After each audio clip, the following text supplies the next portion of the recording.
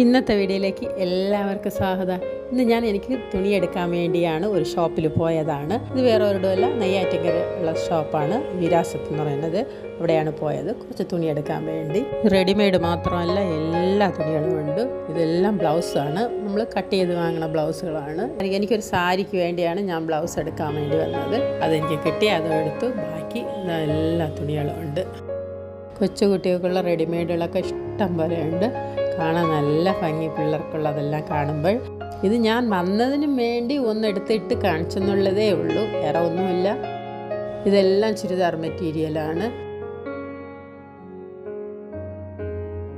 ഗേൾസിനുള്ള T shirt, nightie, frock ഇതെല്ലാം ഉണ്ട്. നമ്മൾ മുകളിലൊന്നും കയറിയിട്ടില്ല, താഴത്തെ നിലയിൽ മാത്രമേ കയറിയിട്ടുള്ളൂ. താഴെയും രണ്ടാമത്തെ നിലയിലും, ബാക്കിയുള്ളതിലൊന്നും കയറിയിട്ടില്ല.